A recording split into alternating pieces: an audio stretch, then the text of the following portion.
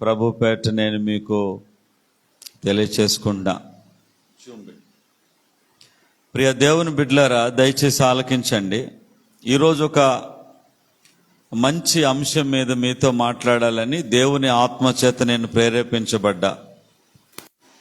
ఏదో క్యాజువల్గా ఏదో ఒకటి చెప్పొచ్చులే, అది నా దగ్గర లేదు. అలాంటి సేవకుని నేను కాదు. చిన్న మీటింగ్, చిన్నదైనా దేవుణ్ణి అడిగి వాళ్ళకి ఏం కావాలా, వాళ్ళకి ఏది కావాలా అని అడిగి దేవుని ఆలోచన చొప్పున వాళ్ళకి నేను చెప్తాను.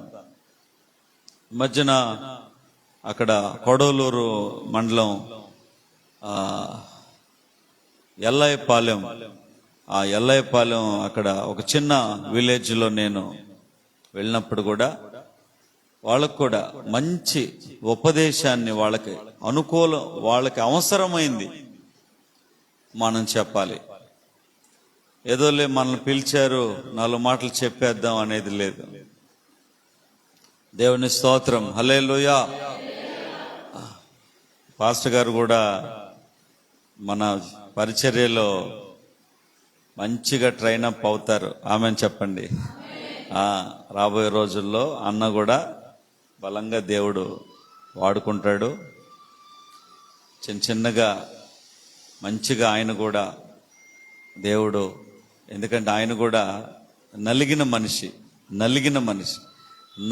మనుషుల్లోంచి విలువైన మాటలు వస్తాయి ప్రియుల. నలిగిన మనిషి ఆయన. దేవుడు స్తోత్రం, హల్లెలూయా. సంతోషం ప్రియులారా. ఈరోజు ఒక అంశం ఏంటంటే, మన అంశం ఏంటంటే దేవుని విషయాల్లో, దైవిక విషయాల్లో,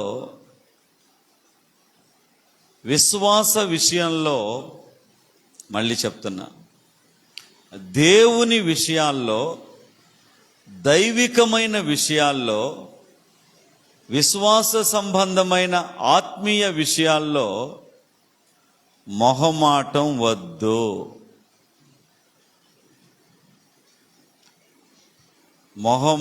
వద్దు. దేవుని విషయాల్లో, దైవికమైన విషయాల్లో, ఆత్మ సంబంధమైన విషయాల్లో మొహమాటం వద్దు. అలా మొహమాటానికి పోయి నష్టపోయి కష్టాలు తెచ్చుకున్నోళ్ళు బోళ్ళంతమంది ఉన్నారు. ఇప్పుడు లోక సంబంధమైన విషయాల్లోనే మొహమాటం పనికిరాదని పెద్దలు చెప్తారు. ఇప్పుడు ఒక 25 ఏళ్ళు పెంచుకున్న అమ్మాయిని మొహమాటానికి పోయి వారి చేతిలో పెట్టేస్తామా? పెట్టం కదా. ఎందుకని?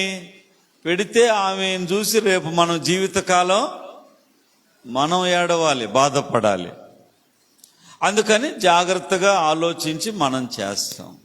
అలాంటిది దైవికమైన విషయాల్లో, దేవుని విషయాల్లో, ఆత్మ సంబంధమైన విషయాల్లో మొహమాటం అనేది వద్దు. బైబిల్లో ఆ మాట ఉంది. వాస్తవంగా నేను బైబిల్ కొన్నిసార్లు నేను చదివాను. ఎక్కడ ఏ వాక్యం ఉందనేది కొంచెం గ్రహింపు ఉంది. అంటే పేతురు, పౌలు, యాకోబు వీళ్ళంతా దేని మీద మాట్లాడారు, యేసు ప్రభు పత్రికలు ఎక్కడ ఏముంది, పాత నిబంధనలో ఏ రాజులు ప్రవక్తలు ఏందని కొంచెం అవగాహన నాకుంది. అందుకే ఏదన్నా ఒక సబ్జెక్టు నాకు తలంపు వచ్చిందనుకో, అటా కూర్చుని మెమరీలోనే మెసేజ్ మొత్తం బ్లూ ప్రింట్ తయారైపోద్ది.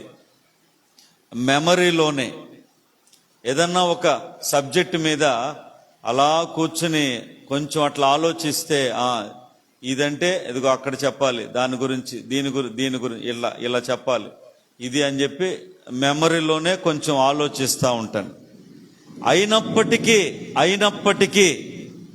ఒక్కోసారి బైబిల్ చదువుతున్నప్పుడు కొన్ని విషయాలు చాలా ఆకర్షిస్తాయి. హల్లెలూయా. కొన్ని మాటలు చాలా ఆకర్షిస్తాయి ప్రియులారా. ఈ మధ్యన అలాంటి మాట నన్ను ఒకటి ఆకర్షించింది, మీకు నేను చూపిస్తా. యాకోబు రాసిన పత్రిక 2వ అధ్యాయం 1వ వచనం. యాకోబు రాసిన పత్రిక 2వ అధ్యాయం 1వ వచనం ఏముంది అక్కడ? నా సహోదరులారా,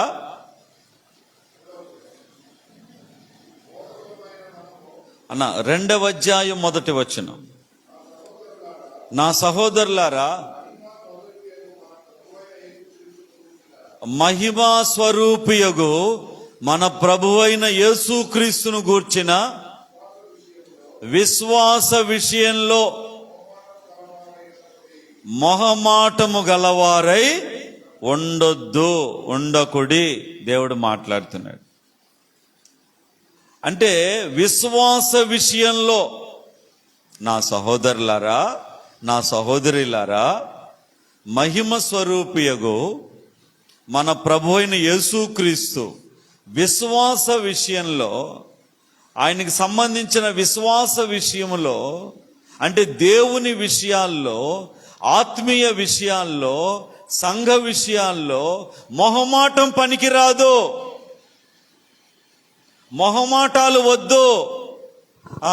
ఆయన మా తమ్ముడు, ఈయన మా అన్న, ఈయన మా మేనమామ, ఈయన మా మేనత్త, ఇదిగో మా ఓళ్ళు అక్కడ ఉండారు, ఇదిగో మా మనుషులు ఇక్కడ ఉండారు, కాబట్టి మరి నేను కూడా అక్కడే ఉండాలి.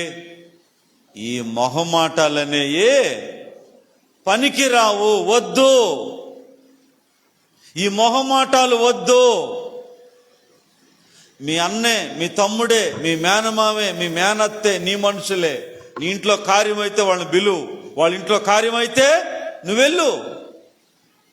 కానీ దేవుని విషయాల్లో, ఆత్మ సంబంధమైన విషయాల్లో మొహమాటానికి పోయి నష్టాలు కొని తెచ్చుకోవద్దు. నిన్ను దేవుడు ఎక్కడ ఏర్పాటు చేశాడో, దేనికోసం ఏర్పాటు చేశాడో, దేవుడు ఏ మార్గం నీకు తెరిచాడో, ఎందు నిమిత్తం నిన్ను వాడుకుంటున్నాడో గ్రహింపు కలిగి కొనసాగు. మొహమాటానికి పోవద్దు, మొహమాటానికి వెళ్ళొద్దు. దేవుడు మాట్లాడుతున్నాడు. ప్రియ దేవుని బిడ్డలారా, మొహమాటానికి పోయి నష్టము తెచ్చుకున్న వాళ్ళు, కష్టము తెచ్చుకున్న వాళ్ళు, అనేక ఇబ్బందులు పడ్డవాళ్ళు అనేక మంది ఉన్నారు ప్రియులారా. అందుకే స్పష్టంగా రాయబడి, చదవను ఇంకోసారి గట్టి స్వరంతో. నా సహోదరులారా, మహిమా స్వరూపియగు మన ప్రభువైన యేసుక్రీస్తును గూర్చిన విశ్వాస విషయంలో మొహమాటము కలవారై.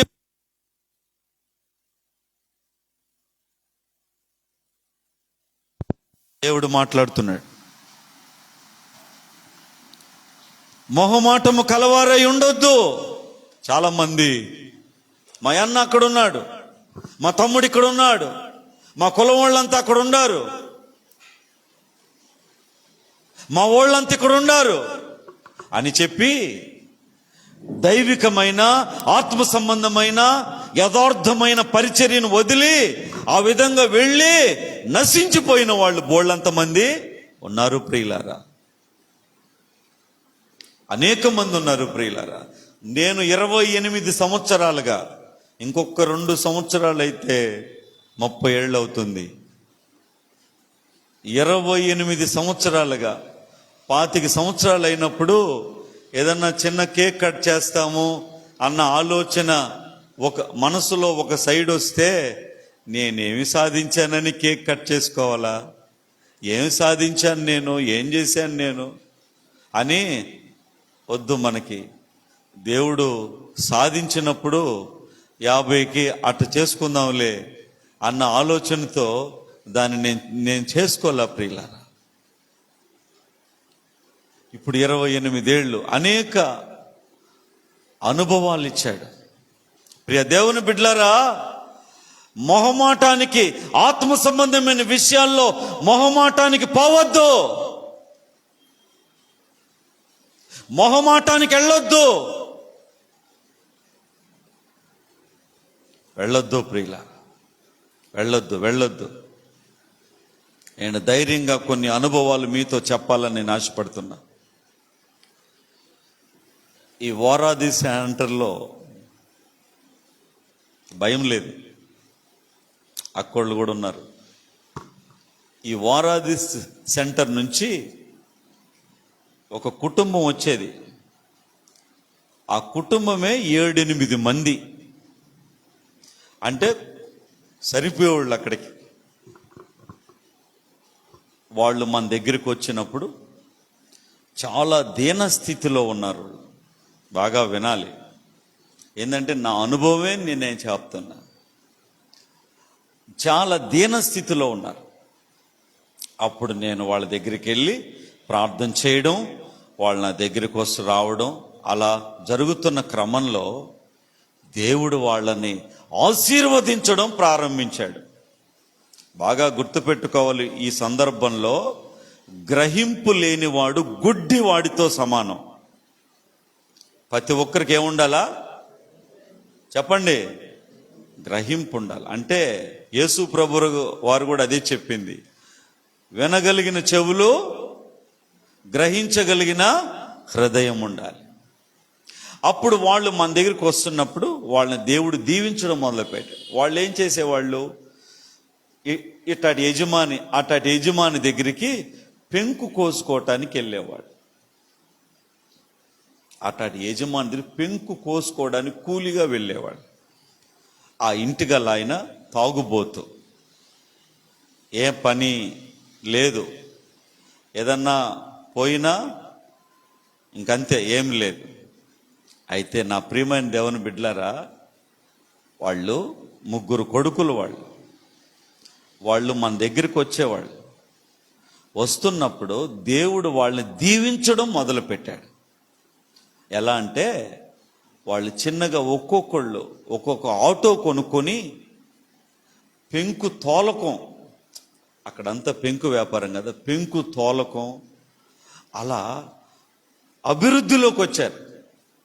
ఎంత అభివృద్ధిలోకి వచ్చారంటే, ఒకళ్ళ దగ్గరికి పోయి పెంకు కోసేవాళ్ళు వాళ్ళే బట్టి కాల్చి ఆ సరుకు అమ్మే స్థితికి వాళ్ళు తీసుకొచ్చాడు.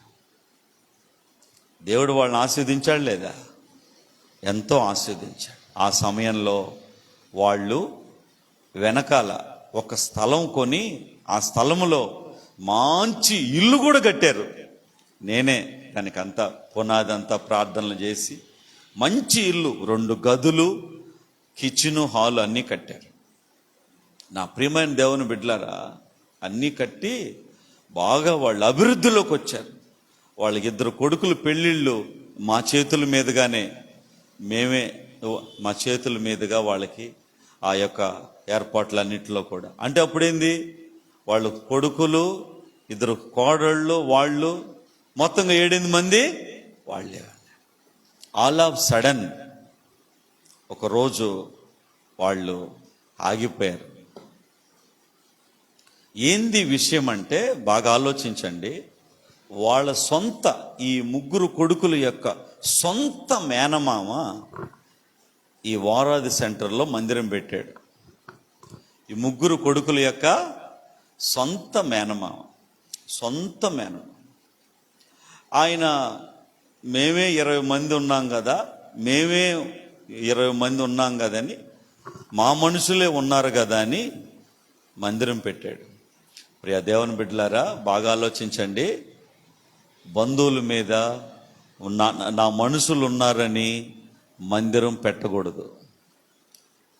మందిరం దేవుని ఏర్పాటులో పెట్టాలి. హల్లెలూయా చెప్పండి. అంతటి దావీదంతటి వాడినే నేను మందిరం కడతానంటే దేవుడు ఒప్పుకున్నాడా? ఒప్పుకోవాలి. ఆయన నా వాళ్ళే ఉన్నారు, నా మనుషులే ఉన్నారని మందిరం పెట్టాడు. ఈ 3 కొడుకులు, వీళ్ళ కుటుంబానికి ఆయన సొంత మేనమామ. వీళ్ళు మన దగ్గరికి రాకముందు అక్కడికి వెళ్ళేవాళ్ళు. మన దగ్గరికి రాకముందు వినాలి, అక్కడికి వెళ్ళేవాడు. ఆ సొంత మేనమావకి ఏళ్ళకి ఆ సొంత మేనమావకి ఏదో తగులొచ్చి వాళ్ళకి డిస్టర్బెన్సెస్ వచ్చి వాళ్ళు మన దగ్గరికి వచ్చారు. వచ్చి ఎన్నాళ్ళు ఉన్నారు? ఒక 10-12 ఏళ్ళు మన దగ్గరే వాళ్ళు బాగా అభివృద్ధిలోకి వచ్చారు. బాగా వినాలి. అభివృద్ధిలోకి వచ్చిన తర్వాత ఈ ముగ్గురు కొడుకులకి, అంటే వీళ్ళకి మేనమామ కొడుక్కి చిన్నగా మళ్ళా సావాసము, అర్థమైందా? ఈ ముగ్గురు కొడుకులకి మేనమామ కొడుక్కి చిన్నగా సావాసం వచ్చింది. సావాసం వచ్చినప్పుడు ఏదో వీళ్ళకి ఒకసారి ఈ ముగ్గురు కొడుకులు వీళ్ళకి కొంచెం డబ్బులు అవసరం పడితే మేనమామ కొడుకు ఏమన్నాడంటే, ఎందుకురా మీరు అంత ఇబ్బంది పడతారు, వచ్చి మామను అడుగు, మామ 1,00,000 రూపాయలు ఇచ్చేస్తాడని. అప్పుడు వీళ్ళు చిన్నగా ఇక మామ దగ్గరికి వెళ్ళి, మామ ఇట్లా ఇబ్బందిలో ఉన్నామంటే ఆయన ఏం చేశాడు? 1,00,000 రూపాయలు వాళ్ళకి అప్పుగా ఇచ్చేశాడు. అప్పుడు ఆ 2వ వారం నుంచి వీళ్ళు అక్కడికి వెళ్ళిపోవడం ప్రారంభించారు. నాకు ఈ విషయాలు ఏం తెలియదండి.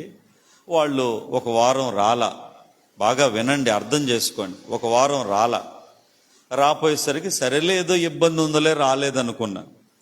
2వ వారం రాపోయేసరికి నేను వెళ్ళి, ఏనాయనా ఏం రాలేదు ఏంటంటే, అన్నా మేము అక్కడికి వెళ్తున్నాము అని అడిగి, ఏమయ్యా ఏమైంది ఏమంటే,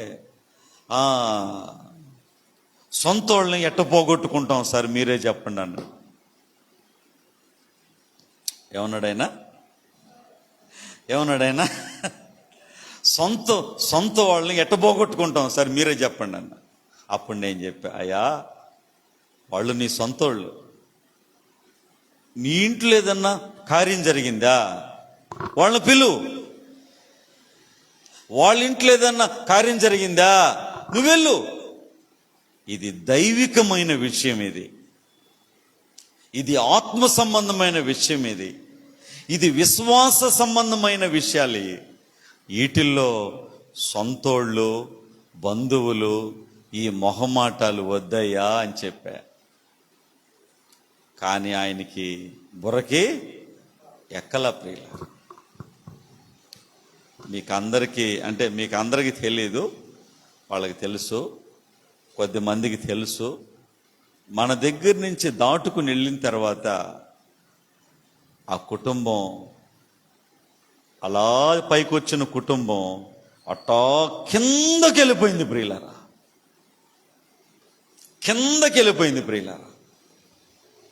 ఇట్లా పైకొచ్చిన కుటుంబం కిందకి వెళ్ళిపోయింది. ఏమక్క అక్కడ ఇల్లే, నేను అబద్ధం లేదు, అవసరం లేదు, కిందకి వెళ్ళిపోయింది. ఇంకో ఒక్క మాటలో చెప్పాలంటే చెట్టుకొకరు పుట్టకొకరు అయిపోయారు వాళ్ళు. పుట్టకొకరు అయిపోయారు. ఎందుకు ఈ కుటుంబం ఇట్ట అయిపోయిందంటే, దైవికమైన విషయాల్లో మొహమాటాలు వద్దు. వాళ్ళు నీ అన్న, నీ తమ్ముడా, నీ మేనమామా, నీ మనుషులా, వాళ్ళ ఇంట్లో కార్యమా నీకు చెప్పారా? ఇష్టమైతే వెళ్ళు.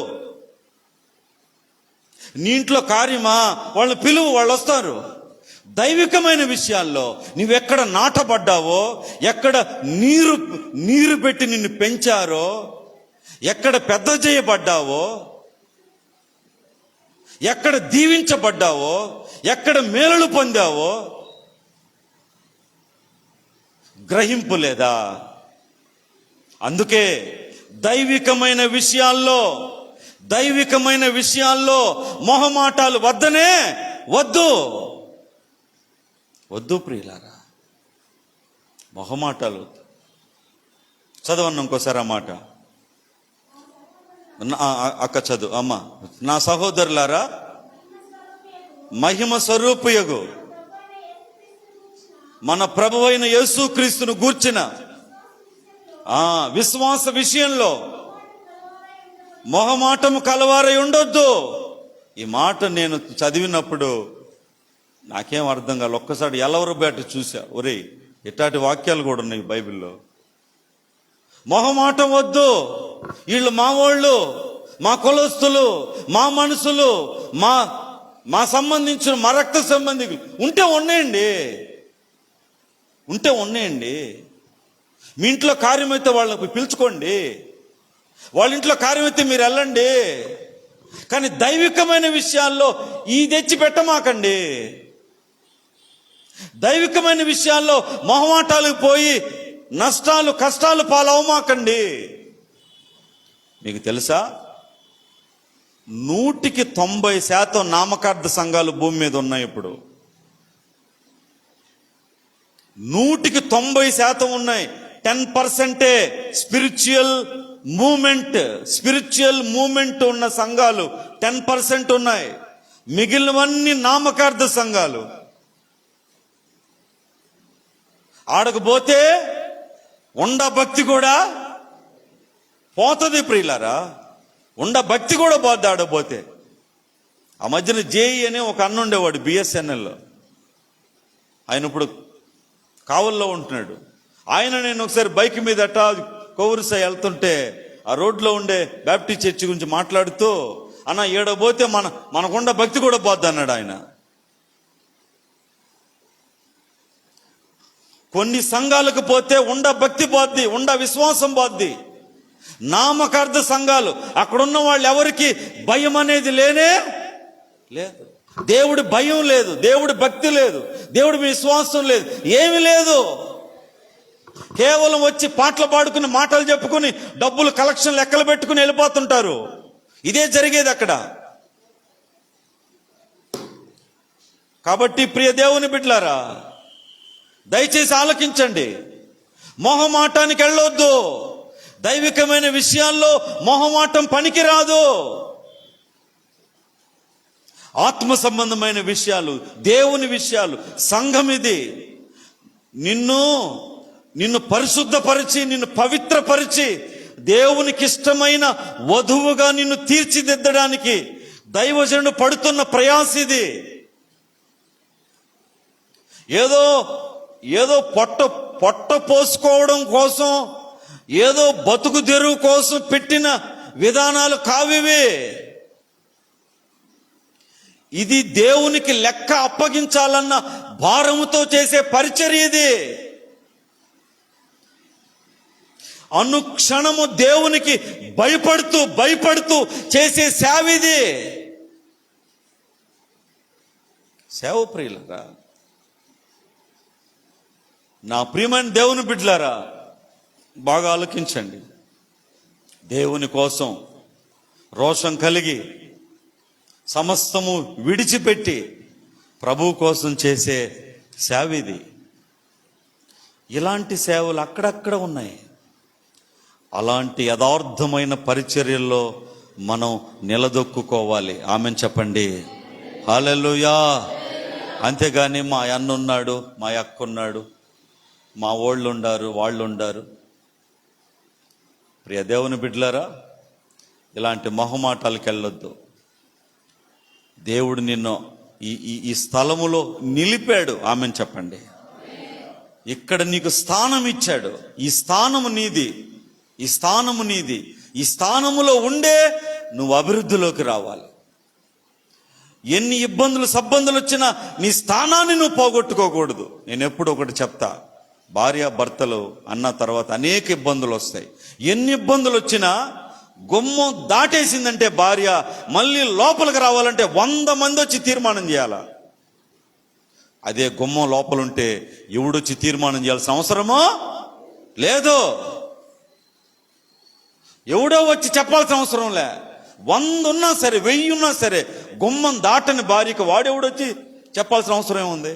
గుమ్మం దాటి ఇకట్ట బయటికి వెళ్ళిపోయింది అనుకో, మళ్ళీ లోపలికి రావాలంటే ఎంతమంది రావాలో, ఎంతమంది సమాధానం చెప్పాలో, ఎంతమంది తీర్మానం చేయాలి. కాబట్టి స్థానము దేవుడు నీకు ఇచ్చాడు. ఈ కృపది దేవుడు నీకు ఇచ్చాడు. ఈ యొక్క అవకాశాన్ని దేవుడు నీకు ఇచ్చాడు. దాన్ని కాపాడుకోవాలి. హల్లెలూయా చెప్పండి. అందుకే దైవికమైన విషయాల్లో మొహమాటం అనేది చెప్పండి వద్దు, వద్దు, వద్దు. మొహమాటం వద్దు. నిజాయితీగా ఉండాలి, నిజంగా ఉండాలి. అప్పుడు దేవుడు ఆశీర్వదిస్తాడు. ఈ సమయంలో ఒక్క మాట నేను చెప్పాలి. మరి దైవికమైన విషయాల్లో మొహమాటం వద్దన్నారు, బానే ఉంది. మన దేవుడు కూడా మొహమాటం ఏమన్నా ఆయనకు ఉందా అంటే అని నేను ధ్యానం చేస్తే అస్సలు మన దేవుడికి సేమంత కూడా మొహమాటం అనేది లేదు ప్రియులారా. కొన్ని వాక్యాలు మీకు చూపిస్తున్నప్పుడు మీరు ఆలోచించండి. ఆయనకి ఇంత కూడా మొహమాటం లేదండి, ఇంత కూడా లేదు. ఆయన ఖచ్చితమైన దేవుడు ప్రియులారా, ఖచ్చితమైన దేవుడు. కొన్ని వాక్యాలు చూపిస్తా అన్న, మీరు కూడా ఆలోచించేయండి. కొన్ని వాక్యాలు చూపిస్తా, తీయండి. లోకాసు వార్తలో ఒక మాట ఉంది. లోకాసు వార్తలో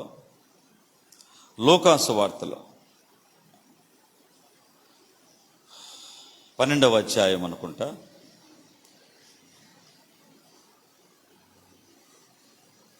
లోకాసు వార్త 12వ అధ్యాయము మొదటి వచనం. అంతలో ఒకనినొకడు తొక్కుకొనున్నట్లు వేల కొలది జనులు కూడినప్పుడు ఆయన తన శిష్యులతో మొదట ఇట్లని చెప్పసాగెను. పరిసయ్యుల వేషధారణను, పులిసిన పిండిని గూర్చిన వినాలి. ఇప్పుడు నేను మీకు వివరిస్తా. చాలమ్మా. ఇక్కడ ఏం జరిగిందంటే వినండి అమ్మా, వినండి, బాగేనండి. అంటే మన దేవుడి యొక్క నిజాయితీ. ఈ వాక్యం నేను చూసి నాకేం అర్థం కాక కాసేపు గమ్ముగా అయిపోయిన ప్రియులారా. మీకు వివరిస్తా వినండి. ఒకసారి యేసు ప్రభువారు ఒక చోటుకి వెళ్ళాడు. వెళ్ళినప్పుడు అక్కడ ఏం జరిగిందంట, మనుషులు ఒకరినొకరు తొక్కుకునేటట్లు ప్రజలు అక్కడికి వింటున్నారా? మనుషులు ఒకరినొకళ్ళు ఏడ తొక్కిసలాట జరిగి మనుషులు చచ్చిపోతారు అన్నట్టుగా వేల మంది ప్రజలు అక్కడికి వచ్చారు. ఆడికొచ్చి ఆయన ముందు నిలబడి ఉండారు వేల మంది ప్రజలు, ఒకరినొకరు తొక్కుకునేటట్టు అని రాయబడింది. అప్పుడు యేసు ప్రభు వారు నోరు తెరిచి ఫస్ట్ మాట ఏంటంటే, పరిసయ్యుల వేషధారణ అనే పులిసిన పిండి మీలో ఉందేమో, జాగ్రత్త అన్నాడు. బాగేనండి, వినండి బాగా. అదే ఒక గురూజీ దగ్గరికి, అదే ఒక బాబా దగ్గరికి, అదే ఒక స్వామీజీ దగ్గరికి ఇట్లా మనుషులు ఒకరినొకరు తొక్కుకునేటట్లు ప్రజలు ఆయన దగ్గరికి వచ్చారనుకో, ఆయనేమంటాడు, దేవుని దివ్యానుగ్రహం ఈరోజు మీ అందరి మీద ఉంది, దేవుని అనుగ్రహం ఉంది, దేవుని కృప మీ మీద ఉంది, మీరందరూ అంటే వాళ్ళందరూ వచ్చారు అని ఆయన సంతోషపడిపోయి, ఇంతమంది వచ్చారని ఆనందపడిపోయి వాళ్ళందరినీ ఆయన ఫాలోవర్స్గా మార్చుకోవడానికి నానా మాటలు ఆయన మాట్లాడతాడు. కానీ యేసు ప్రభువారు అంతమందిని చూసి లెక్క కూడా చేయలే. అంటే దీని అర్థం ఏంది? మందిని చూసి మార్కులేసేవాడు మన దేవుడు, మందిని చూసి మార్కులేసేవాళ్ళు లోకస్తులు. ఆయన దగ్గర 100 మంది ఉన్నారు, ఆయన దగ్గర 200 మంది ఉన్నారు, ఈయన దగ్గర 1000 మంది ఉన్నారు. ఎంతమంది ఉంటే ఏం సుఖం అండి? అక్కడి నుంచి ఎత్తబడేవాడు ఎంతమంది, అక్కడి నుంచి రాకడలో ఎత్తబడేవాళ్ళు ఎంతమంది, అది ఆ నంబర్ కావాలా? ఇక్కడ వేల మంది ఒకరినొకరు తొక్కుకునేటట్టు ఆయన దగ్గరికి వస్తే యేసు ప్రభువారు ఆనందపడిపోయి సంబరపడిపోయి, అబ్బా నా మాటలు వినటానికి, నన్ను చూడటానికి ఎంతమంది వచ్చారు, హ్యాపీ హ్యాపీ అని చెప్పి ఆయన ఏమాత్రం కూడా ఆనందించకుండా ఆయన ఏమన్నాడంటే ఫస్ట్ మాట, మీలో వేషధారణనే పులిసిన పెండు ఉందేమో జాగ్రత్త. ఫస్ట్ మాట అదేనండి. ఇప్పుడు చెప్పండి, మన దేవుడు ఎంత నీతిగలోడండి, ఎంత నిజాయితీపరుడండి, ఎంత గొప్ప దేవుడండి ఆయన. ఎంత నీతిమంతుణ్ణి ఎక్కడ కనుగొంటామండి మనం? ఇప్పుడు ఇక్కడ 100 మంది ఉన్నారు అనుకో, నేనే ఉన్నాను. ఈ 100 మంది చెదిరిపోకూడదు, ఈ 100 మంది చాలా చెదిరి అవ్వకూడదని నేను వీళ్ళందరూ నాకు ఉండాలని, మిమ్మల్ని అందరినీ దేవుడు ఆశీర్వదిస్తాడు, దేవుడు మిమ్మల్ని దీవిస్తాడు, మీరంతా వచ్చారని ఏవో 4 మాటలు నేను చెప్తా. కానీ ఆయన అట్ట చెప్పలా. మీరందరూ నన్ను చూడటానికి వచ్చారు, నాకు చాలా ఆనందంగా ఉంది, ఇట్టాటి చెత్త మాటలేం చెప్పలా. ఆయన చెప్పిన ఫస్ట్ మాట ఏంటంటే, చంప మీద కొట్టినట్టు, మీరు వచ్చారని సంబరం కాదురా బాబు, మీలో పులిసిన పిండి వేషధారణ ఉందేమో జాగ్రత్త. ఇప్పుడు చెప్పండి, యేసు ప్రభు వారికి మొహమాటం ఉందా? మొహమాటం ఉందా? మొహమాటం ఉంటే ఇట్టాటి మాటలు ఆయన మాట్లాడతాడా? ఒక స్వామీజీ బాబా ముందు ఇంతమంది వస్తే ఇట్టాటి మాటలు ఆ స్వామీజీ బాబా అట్ట మాట్లాడతాడా? మన దేవుడు నిజమైన దేవుడు కాబట్టి ఇలాంటి మాట మాట్లాడాడు. చూడండి ఆ మాట, 12వ అధ్యాయం 1వ వచనం. ఇంతలో ఒకరినొకడు తొక్కుకునేటట్లు వేల కొలది జనులు కూడినప్పుడు ఆయన తన శిష్యులతో, అదిగో మొదట పరిశుద్ధాత్ముడు ఎందుకు రాయించాడండి? మనం ప్రతిదీ గ్రహించుకోవాలా. మొదట ఇట్లా చెప్పసాగాను. ఆయన ఏమి చెప్పసాగాడు? పరిసయ్యుల వేషధారణను. ఫస్ట్ మాట, చంప మీద కొట్టినట్టు ఫస్ట్ మాట అదేనండి. మీరంతా వచ్చారు, నాకు భలే ఆనందంగా ఉంది, నాకు భలే సంబరంగా ఉంది, చాలా మిమ్మల్ని చూస్తుంటే మహదానందం అయిపోయింది. ఇప్పుడు పెద్ద రాజకీయ నాయకుడిని పిలిచి 1,000 లక్షల మందిని సమకూర్చామనుకో, అతను ఏం చేస్తాడు? ఓట్లు మాట తర్వాత ఇంతమందిని చూసి అతను సంతోషపడిపోతాడు. ఇక్కడ దేవుడు సంతోషం లేదు, ఇంతమంది మీరు వచ్చారని ఆనందం లేదు. ముందు మీలో లెక్కలేనితనం ఉందేమో, భయం లేనితనం ఉందేమో, నిర్లక్ష్యం ఉందేమో, మీలో ఏ పాపం ఉందేమో, ఏ దుష్టత్వం ఉందేమో, ఏ వేషధారణ ఉందేమో, ఆ పులిసిన పిండి ఉందేమో జాగ్రత్త. దేవుడు ఎంత నీతిగలవాడండి, ఎంత నిజాయితీపరుడండి ఆయన, ఎంత గొప్ప దేవుడండి ఆయన. ఇలాంటి దేవుడిని నమ్ముకుని నేటి మనుషులు పిచ్చి పిచ్చి వేషాలన్నీ వేస్తున్నారు. ఎంత విచారం. ఇంకో వాక్యం చూపిస్తా, యోహాను సువార్త 3వ అధ్యాయం 1వ వచనం.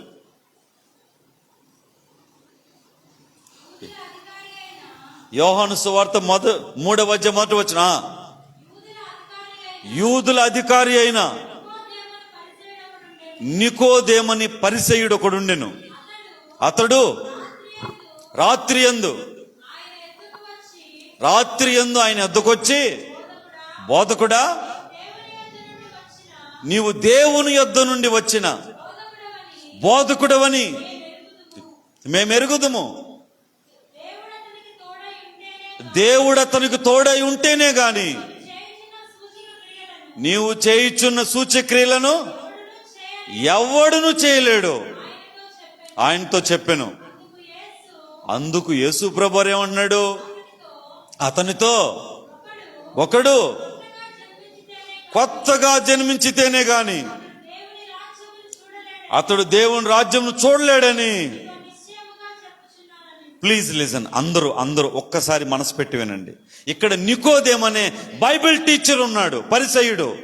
అతను ఒక బైబిల్ టీచర్. అతను పరిసయ్యుడు, గ్రంథాన్ని టీచ్ చేసేవాడు. పగులు వస్తే ఏమన్నా అనుకుంటారని భయపడి, సమాజానికి భయపడి రాత్రిపూట వచ్చాడు. సరే, ఏదో టైంలో వచ్చాడు అనుకోండి. వచ్చేమంటున్నాడు?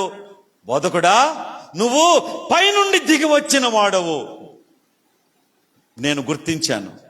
మొట్టమొదటి మాట పైనుండి వచ్చిన వాడివి. రెండో మాట, దేవుడు నీకు తోడై ఉంటేనే గాని ఎలాంటి క్రియలు ఎవడు చేయలేడు. అంటే దేవుడు నీకు తోడుగా ఉన్నాడు అని 2 బలమైన మాటలు చెప్పాడు. అంటే అర్థం ఏంటి తెలుసా? యేసు ప్రభువుని మొలక చెట్టు ఎక్కించటానికి ప్రయత్నము చేశాడు. ఇప్పుడు అదే స్థానములో ఒక స్వామీజీ, బాబా నేను నువ్వు ఎవరన్నుంటే, అబ్బా ఇంతకాలానికి నువ్వు ఒకడు నన్ను గుర్తించావు. ఇన్ని అద్భుతాలు చేసిన ఎవడు గుర్తించడంలా, ఇన్ని కార్యాలు చేసిన ఎవడు అసలు నా గురించి అసలు పట్టించుకోవడంలే. నువ్వు గుర్తించావయ్యా, నువ్వు దొరికావయ్యా, అబ్బా నాకు చాలా ఆనందంగా ఉంది అనాలో వద్దా? ఎందుకంటే అతను ఏమన్నాడు? నువ్వు పైనుండి వచ్చిన వాడవని నేను ఎరుగుదును. దేవుడు ఒకనికి తోడై ఉంటేనే గాని ఇలాంటి కార్యాలు ఎవడు చేయలేడు. ఎంత గొప్ప మాటలు ఆయన మాట్లాడాడు. అంటే యేసు ప్రభువారిని పొగడ్తలతో ముంచెత్తాడు. అప్పుడు యేసు ప్రభువారు దానికి మహదానందపడిపోయి సంబరపడిపోయి, అబ్బా ఇంతకాలానికి నువ్వు నన్ను గుర్తించావయ్యా, నేను ఇదిగో నీళ్ళను ద్రాక్షరసంగా నేను మార్చినా, 5 రొట్టెలు 2 చేపలు 5,000 మందికి నేను పెట్టినా, ఎన్నెన్ని కుష్ఠరోగులు ముట్టి బాగు చేసినా, ఏం చేసినా వీళ్ళందరూ నన్ను గుర్తించడంలా, నువ్వు గుర్తించావయ్యా. ఏమన్నా అన్నాడా? అసలు ఆయన అన్నదేంది, ఈయన చెప్పింది ఏంది? వెంటనే అందుకు యేసు, అయ్యా ఈ పొగడ్తలకు పరలోక రాజ్యం రాదు, ఒకడు కొత్తగా జన్మిస్తేనే గానే. అతని కళ్ళు తిరిగిపో ఉంటాయి ప్రియులారా. ఇప్పుడు మీరు చెప్పండి, యేసు ప్రభు వారికి మొహమాటం ఉందా? పొగడ్తలకి ప్రశంసలకి పరలోక రాజ్యం రాదు. నువ్వు నన్ను పొగిడినంత మాత్రాన పరలోక రాజ్యం రాదు. దాని అర్థం అది. నువ్వు నన్ను పొగిడినంత మాత్రాన పరలోక రాజ్యం రాదు. పరలోక రాజ్యం నీకు రావాలంటే కొత్తగా జన్మించాలి. అంటే పాపం విషయంలో, లోకం విషయంలో, శరీరాశుల విషయాల్లో నువ్వు చచ్చిపోవాలి, దేవునిలో పుట్టాలి, నూతన జన్మను వెత్తాలి, మారు మనసు పొందాలి, పశ్చాత్తాపడాలి, పాతవన్నీ అవి గతించిపోవాలి, నీవు కొత్త మనిషిగా మారాలి. యేసు క్రీస్తులో నీవు దేవునిలో పుట్టాలని, ఆ కొత్త జన్మ ఎత్తితేనే నీకు పరలోకం అని ముఖం మీద కొట్టినట్టు అతనితో చెప్పాడండి. ఇప్పుడు మీరు చెప్పండి, యేసు ప్రభు వారికి మొహమాటం ఉందా? మన దేవుడికి మొహమాటం లేదు కాబట్టి మనకు కూడా మొహమాటం ఉండకూడదు. దేవుని విషయాల్లో అసలే ఉండకూడదు. ఫైనల్గా ఒక్కటి చెప్పి నేను ముగిస్తా. అదేంటంటే, బాగా వినండి అన్న, వినండి. మోషే నాయకత్వంలో ఇశ్రాయేలు ప్రజలు అరణ్యంలో వస్తా ఉంటే ఒక చోటు దగ్గరికి వచ్చేసరికి నీళ్లు లేవు. ఏం లేవు చెప్పండి? నీళ్లు లేవు. 40 లక్షల మంది ప్రజలు నీళ్ళు లేకపోతే ఎట్ట బతకాలా? ఏం చేయాలా? ప్రతిదానికి నీళ్లే కదా.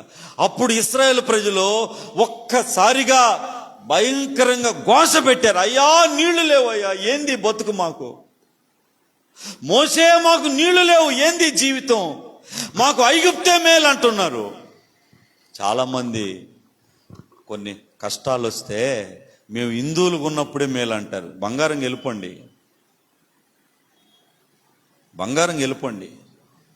మిమ్మల్ని ఆపింది ఎవరు? పరిశుద్ధ గ్రంథంలో ఎక్కడా కూడా బతిమిలాడి సువార్త చెప్పమని ఎవడికి ఉంది? ఎక్కడన్నా ఉంటే చూపించండి, నేను నేర్చుకునేదానికి సిద్ధం. గడ్డాలు పట్టుకుని, కాళ్ళు పట్టుకుని, చేతులు పట్టుకుని దేవుణ్ణి నమ్ముకో, అవసరంలే, సువార్త చెప్పు. వాళ్ళు వినకపోతే నీ పాద దులిపొచ్చేసేయి, అది రేపు నాకు సాక్ష్యం ఇస్తుంది. ఇదిగో పలానా దైవజనుడు నీకు సువార్త చెప్పాడు, నువ్వు వినలా, ఇదిగో కాబట్టి నీకు ఈ శిక్ష దేవుడు వేస్తాడు. అప్పుడు వాళ్ళు అన్నారు, మాకు ఐగుప్తులోనే మేలు, నీళ్లున్నాయి, అవున్నాయి, ఇవున్నాయి, అదే మాకు మేలు అన్నారు. అట్లా మోషే మీద సనగటం ప్రారంభించారు, గొనగటం ప్రారంభించారు. అప్పుడు మోషే దేవుని దగ్గరకు పోయి, దేవుని మందిరం దగ్గరకు పోయి, ప్రత్యక్ష గుడారం దగ్గరకు పోయి సాగిలపడి, దేవా నన్నేం చేయమంటావయ్యా, ఇంతమంది నా మీదకి వస్తుండ్రు, నీళ్లు లేవన్నాడు. వినండి, బాగా వినండి. అప్పుడు దేవుడు అతనితో మాట్లాడుతున్నాడు, మోషే భయపడద్దు, ఇదిగో ఎదురుగుండా చూడు అంటే అక్కడే ఉంది నల్లటి బండ ఉందాడు. ప్రియులారా, కొండ ఆ కొండ బండ ఉందాడు. అప్పుడు అటు చూడమన్నప్పటికీ నల్లటి బండ ఉంది. నువ్వు వెళ్ళి ఆ బండతో మాట్లాడు, నువ్వు బండ నీళ్ళు అని చెప్పు అన్నాడు. అప్పుడు మోషే బండ దగ్గరికి వెళ్తున్నాడు. వెళ్ళేటప్పుడు మామూలుగా మోషే చేతులు ఏముంటది చెప్పండి? కర్ర ఉంటది. ఎందుకంటే ఆ కర్రతోనే సముద్రాన్ని అతను 2 పాయలు చేసింది. ఆ కర్రతోనే ఐగుప్తులో అద్భుతాలు చేసింది. అప్పుడు ఆ కర్ర తీసుకుని మోషే ఆవేశం మీద అక్కడికి వెళ్తున్నాడు. వాస్తవంగా భార్య సనిగితేనే భర్తకే మైండ్ చెడిపోద్ది, భర్త సనిగితే భార్యకి మైండ్ చెడిపోద్ది. అవునా కాదా? 40 లక్షల మంది ప్రజలు సనగుతుంటే మోషేకి ఏం అర్థం కాక టార్చర్ ఎక్కువైపోయి అప్పుడు అక్కడికి పోయి ఒక్కసారి ఆవేశంగా వెళ్ళి దేవుడు చెప్పిన మాట మర్చిపోయాడు. బండతో మాట్లాడమన్నాడు. కానీ మోషే అక్కడ పోయి ఒక్కసారి ఏం చేశాడంటే, ద్రోహులారా మీకు నీళ్లు కావాలనరా అని చెప్పి కర్రతో ఆమెని 2 దెబ్బలు కొట్టేశాడు దాన్ని. అర్థమైంది మీకు? అర్థమైందా? ద్రోహులారా మీకు నీళ్లు కావాలా అని చెప్పి ఆవేశం వెళ్ళిపోయి కర్రతో ఏం చేశాడు? 2 దెబ్బలు కొట్టేశాడు. మీకు తెలుసా, నీళ్ళైతే వచ్చినాయి కానీ మోషే మీదకి కోపం కూడా, నీళ్ళైతే వచ్చినాయి కానీ మోషే మీదకే కోపం కూడా వచ్చింది. ఆ క్షణాన సిస్టమ్ మారిపోయింది. సిస్టమ్ పూర్తిగా ఆ క్షణాన మారిపోయింది. అయ్యా, వెంటనే దేవుని స్వరం, మీరు నా మాట మీరు వినలేదు కాబట్టి మిమ్మల్ని తప్పిస్తున్నాను. అహరోను ఇదిగో ఇక చనిపోతాడు, వెంటనే అహరోను చనిపోతాడు, నీవు కూడా కానాన్ దేశంలోకి వెళ్ళవు, నీవు కూడా పర్వతం మీద నువ్వు చనిపోతావు, నీ స్థానములో ఏరే వ్యక్తిని నేను పెడుతున్నాను. ప్రియమైన దేవుని బిడ్డలారా, బండతో మాట్లాడమన్నాడు, ఈయన పోయి బండని కొట్టాడు. ఆ క్షణాన మొత్తం సిస్టమ్ దేవుడు మార్చేశాడు. దేవుని కోపం వాళ్ళ మీదకి వచ్చేసింది. నేను ఎందుకు ఈ మాటలు నేను చెప్తున్నానంటే, చాలామందికి మొహమాటలు ఎక్కువైపోయినాయి. లోకంతో రాజీ పడుతున్నారు, లోకంతో చాలా ఎక్కువ స్నేహం చేస్తున్నారు. లోక స్నేహం దేవుని దృష్టికి వైరము, లోక స్నేహం దేవుని దృష్టికి వైరము. కాబట్టి లోకంతో రాజీ పడద్దు, ఎవరితో రాజీ పడద్దు. మొహమాటము లేని నిజాయితీ కలిగిన ఖచ్చితమైన భక్తిని మీరు చేయండి.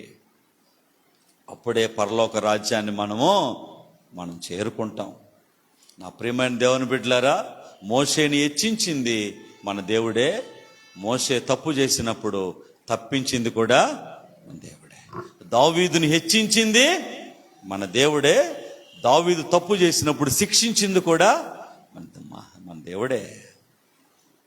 కాబట్టి మనం బహు జాగ్రత్తగా ఉండి మొహమాటము లేని భక్తిని మనం చేయాలి. దేవుడు ప్రతిదీ గమనిస్తాడు. సాతానుడు నీ కాళ్ళ ముంగిటికి అవకాశం, పాపం చేసే అవకాశం, మందిరం మానేసే అవకాశం, ఏమండి ఈరోజు నిన్ను దారి తప్పించే అవకాశం నీ కాళ్ళ ముంగిటికి వాడు తీసుకొస్తాడు. నువ్వు అటెళ్తావా, ఇటు దేవుని వైపు వస్తావా? అటెళ్తావా, దేవుని వైపు వస్తావా? పైనుండి ఆయన చూస్తూ ఉంటాడు. నువ్వు అటెళ్ళకుండా దేవుని వైపు వస్తే దేవుడు నిన్ను ఆశీర్వదిస్తాడు. ఆమెను చెప్పండి.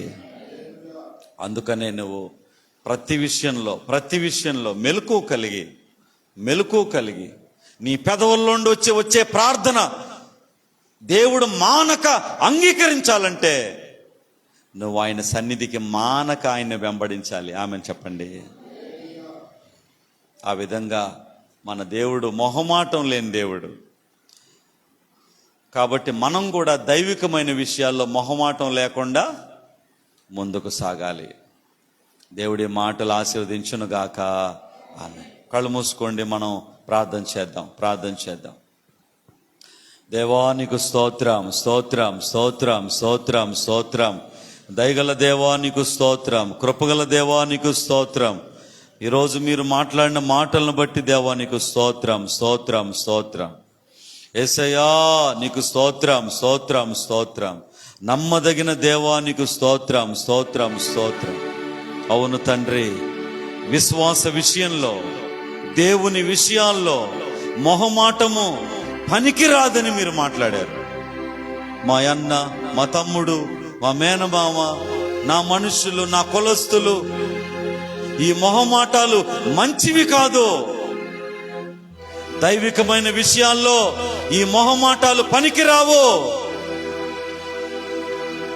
నువ్వెక్కడ నాటబడ్డావో, ఎక్కడ విత్తబడ్డావో, ఎక్కడ దీవించబడ్డావో, ఎక్కడ కృపను పొందావో, ఎక్కడ ఎదిగావో గ్రహించుకొని ముందుకు సాగాలి.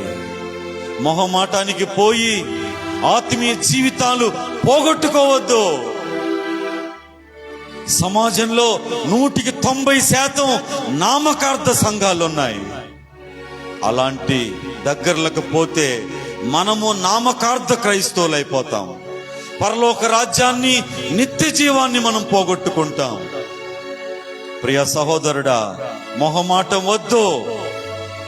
మన యేసయ్య కూడా మొహమాటం లేదు. ఒకరి మీద ఒకరు తొక్కుకునేటట్లు విస్తారమైన వేల కొలది ప్రజలు ఆయన దగ్గరికి వస్తే ఆయన సంబరపడలా. మీలో వేషధారణని పులిసిన పిండి ఉందేమో జాగ్రత్తని గద్దించాడు. ఆయన ఖచ్చితమైన దేవుడు, ఆయనకు మొహమాటం లేదు. ఆ నికోదేమనే ఆ పరిసయ్యుడు ప్రభు దగ్గరికి వచ్చి ప్రభువుని 2 మాటలతో పొగిడినప్పుడు ప్రభు సంబరపడలా, ప్రభు ఆనందించలా. నువ్వు కొత్త జన్మ పొందితేనే నీకు పరలోక రాజ్యం ఉందని అతన్ని హెచ్చరించాడు. ప్రభువుకి మొహమాటం లేదు. ప్రభు ఖచ్చితమైన దేవుడు.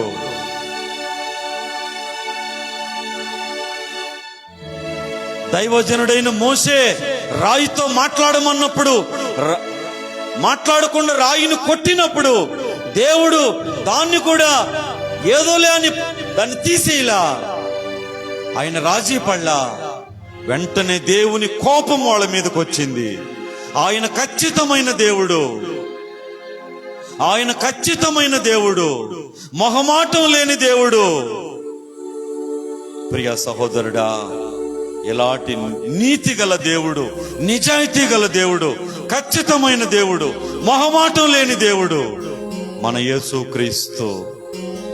అలాంటి దేవుణ్ణి మనం నమ్ముకున్నాం. మనం కూడా సంఘం విషయంలో, ఆత్మ సంబంధమైన విషయాల్లో, దైవిక విషయాల్లో, దేవుని విషయాల్లో, విశ్వాస విషయంలో యాకోబు పత్రిక 2వ అధ్యాయం 1వ వచనం ప్రకారం మొహమాటము కలిగి ఉండకూడదు. మొహమాటం మనకొద్దు. నీ ఇంట్లో కార్యమైతే వాళ్ళని పిలువు, వాళ్ళ ఇంట్లో కార్యమైతే నువ్వు వెళ్ళు. అంతవరకే బంధుత్వం, అంతవరకే రక్త సంబంధం. దైవికమైన విషయాల్లో మొహమాటాలొద్దు. ప్రియ సహోదరుడా, ఈరోజు దేవుడు నీతో మాట్లాడాడు. ఆ విధంగా నీ ఆత్మీయ జీవితం కొనసాగాలి. ప్రార్థన చేసుకుందాం. కృపగల తండ్రి, వందనాలు. మీరు మాట్లాడిన మాటలను బట్టి వందనాలు. ఆశీర్వదించి దీవించి బలపరచండి. ప్రతి ఒక్కరి మనోనేత్రాలు మీరు తెరవండి. ప్రతి ఒక్కరి హృదయము నానైనా గ్రహించినట్లు దేవా మీ సహాయం చేయండి. వచ్చిన బిడ్డలందరినీ ఆశీర్వదించమని కృతజ్ఞతలు మీకు చెప్పుకుంటూ యేసు నామంలో వేడుకున్నాం మా తండ్రి, ఆమేన్. ఆమేన్. అందరు లేచి నిలబడండి.